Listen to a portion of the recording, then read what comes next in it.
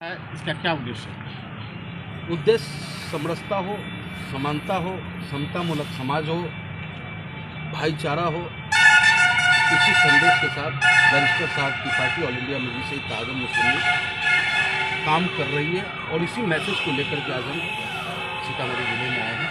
और सीतामढ़ी ज़िले में आने के बाद जो हमारे कन्वेनर हैं ज़िले के भाई हमारे नजर आलम साहब और चांद बाबू और इनकी पूरी टीम देखने के बाद तसल्ली हमें है कि बैरिस्टर असदुद्दीन ओवैसी साहब के विचारों को पहुंचाने में ये और इनकी टीम सक्षम है। कहाँ जाना हुआ है सीतामढ़ी में? जी, सीतामढ़ी में रूनी सैदपुर में एक कार्यकर्ता सम्मेलन था, उसे संबोधित करने के बाद फिर ददरी जामिया जाइया फैजुर राजा जी का जो मदरसा है और उनका मकबरा है, वहाँ भी जाकर के मथा टेक करके उनसे आशीर्वाद लेने का काम किया, क्योंकि बड़े बुजुर्गों के आशीर्वाद के बगैर कुछ भी संभव नहीं है। और उसके बाद बाबा साहब भीमराव अम्बेडकर जी के श्री चरणों में संविधान निर्माता है। आपके इस दौरे से पार्टी को कितना फ़ायदा होगा, क्या फ़ायदा होगा? देखिए, मैं आपको कुछ बताऊँ, ऑल इंडिया मजलिस इत्तेहादुल मुस्लिमीन फ़ायदे की राजनीति नहीं करेगी। हाँ, कुछ को मैं जगा दूँ, कुछ को आप जगा दो, ये जगाने की राजनीति हम करते हैं। हमें ना ही विधायक बनने की लालसा है, ना ही हम मुख्यमंत्री बनकर के जुल्म करना चाहते हैं। हाँ, जो जुल्मी सरकार है उसको आईना दिखाना चाहते हैं कि तुम्हें जो ताकत मिली है जनता के अंगूठे के दम पे मिली है, तुम रानी के पेट से पैदा लेकर के उस मुख्यमंत्री की कुर्सी पे तक नहीं बैठे हो, प्राइम मिनिस्टर की कुर्सी तक नहीं बैठे हो। तुम्हें उस कुर्सी पे जो बैठा है संविधान के दायरे में आम जन के हित में निर्णय लेने के लिए। लेकिन वर्तमान जो देश और प्रदेश की स्थिति है बड़ा ही भयावह है। आप सच बोल नहीं सकते, सच बोलोगे मुकदमा का सामना करना पड़ेगा, सच बोलोगे ईडी, सीबीआई, तमाम तरह की सरकारी संस्थाओं का प्रयोग करके ये सरकार लोकतंत्र को दबाने पे आतुर है। लेकिन हम ऑल इंडिया मजलिस इत्तेहादुल मुस्लिमीन के कार्यकर्ता बैरिस्टर साहब का सिपाही होने के नाते बाबा साहब भीमराव अम्बेडकर के श्री चरणों में श्रद्धा सुमन अर्पित करते हुए शपथ लेते हैं कि जब तक सांस है आम जन की लड़ाई, गरीब, मजदूर, किसान, दलित, अल्पसंख्यक लोग कहते हैं कि 20% मेरा है, 5% मेरा है, 70% मेरा है, और बैरिस्टर साहब कहते हैं 100% मेरा है। तो हमारी सोच है कि पूरा हिंदुस्तान खुशहाल हो। लेकिन जातीय जनगणना पे आप क्या कहेंगे? जातीय जनगणना बेहतर है, ये बहुत पहले हो जाना चाहिए। कम से कम हमें ये पता तो चले कि हमारा कौन भाई पिछड़ा रह गया और कौन बहुत आगे निकल गया। लेकिन उसमें कहीं कुछ त्रुटियां भी हैं, जिसको लेकर के हमारे प्रदेश के अध्यक्ष और विधायक भी हैं वो अकरुल इमाम साहब, उन्होंने प्रदेश के मुख्यमंत्री को पत्र भी लिखा है। तो मैं आदरणीय मुख्यमंत्री नीतीश कुमार जी से मांग करूंगा कि हमारे प्रदेश अध्यक्ष जी के पत्र पे गौर फरमाएं वो, और जायज़ मांग है, क्योंकि टीन सेट जिसके मकान पे डाला है उसे भी पक्के में डालने का काम कर रहे हैं, और कुछ लोग ऐसे में जिनका पक्के का मकान बना है उसे कच्चे में डालने का जो काम कर रहे हैं। जो निचले स्तर के जो अधिकारी हैं, कर्मचारी हैं, वो हमारे हिंदुस्तानी भाई हैं, बिहारी भाई हैं। मैं डायरेक्ट वे में ये कहना चाहूँगा कि संविधान के दायरे में रहकर जो सरकार का कानून है उसको फॉलो करें और आम जन तक उसका हक पहुँच सके। क्या हासिल करना चाहेंगे?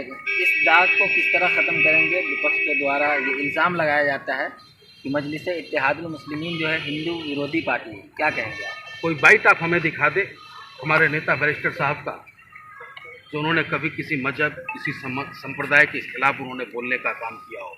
आज भी जैन समाज का एक बहुत ही सम्मानित प्रतिष्ठित तीर्थ स्थल है श्री सम्मेत शेखर जी, उसे भी ये सरकार पैसे कमाने के लिए पर्यटन स्थल के रूप में विकसित करने का काम करने की तैयारी कर रहा था, जिसका विरोध हिंदुस्तान के तमाम जैनी भाइयों ने किया।